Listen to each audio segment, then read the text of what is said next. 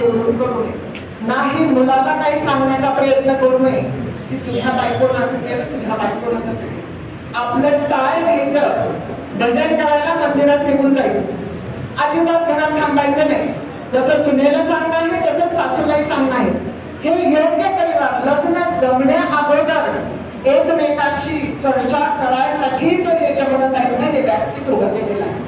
आज तुम्हाला पूर्ण वेळ आहे की एकमेकांचं कुटुंब समजून घ्या, त्या कुटुंबातले रीतिरिवाज समजून घ्या. खास करून मुलींना सांगणं, मुलांना सांगणं की मुलींचे संस्कार काय आहेत. आणि मी म्हणते पहिल्या पिढीमध्ये होतं तसं, पहिल्या जमान्यामध्ये होतं की ज्या वेळेला मुलगी सासरी येते त्यावेळेला माहेरचे संस्कार विसरून जायचे, संस्कार विसरून जायचे. पण आजकाल जमाना बदलला आहे.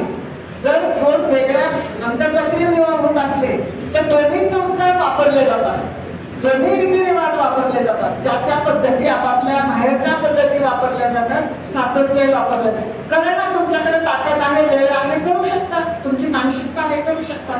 त्याला बंधनं नसावी.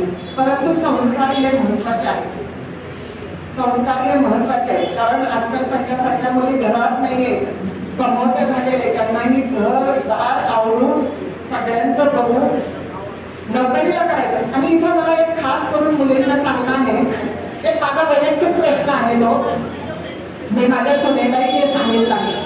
बघा, घरातलं स्वयंपाकाचं जे घर असतं ना, स्वयंपाकघर, ते केवळ महिलेचं असतं. तिथं पुरुषाचा काही अधिकार नसतो, केवळ महिलेचं असतं. हा, पुरुषाला एखाद्या महिलेविषयी, आपल्या बायकोविषयी, आपल्या आईविषयी प्रेम असलं तर तो पुरुष तिथं येऊन मदत करू शकतो, पण तो त्याचा वैयक्तिक प्रश्न.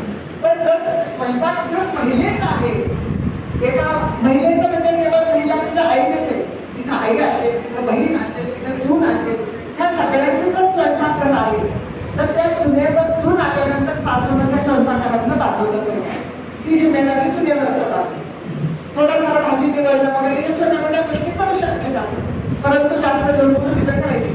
परंतु हे जर सुनेला जॉबमुळे जमीत नसेल तर सुनांसाठी, मुलींसाठी एक आग्रहाची विनंती आहे की जर कमवती आहे मी तर माझ्या कमवलेल्या पैशातनं एक बाई ठेवेल स्वयंपाकाला, माझ्या कमवलेल्या पैशात नसेल ते, कारण ते कर्तव्य माझं होतं. सासू सासऱ्यांना स्वयंपाक बनवून घालणं हे माझं कर्तव्य होतं. तर तो पैसा मी माझा स्वतःचा खर्च करेल आणि एक बाई ठेवेल. मला जॉबमुळे मला वेळ भेटेल नाही तर फक्त स्वयंपाकवाल्या बाईचा खर्च सून करेल, बाकीचा वैयक्तिक खर्च तिचं ती ठरवेल, ते नवरा बायको दोघं ठरवले. ते हे कर्तव्याची विनंती आहे. आज तुम्हाला खूप वेळ आहे, तुम्ही एकमेकांच्या परिवाराची सर्व जानकारी घेऊन जमुनाताईने सांगितल्याप्रमाणे योग्य जोडीदार निवडा, निर्व्यसनी निवडा, संस्कारी निवडा, एवढं सांगून मी आता आलेल्या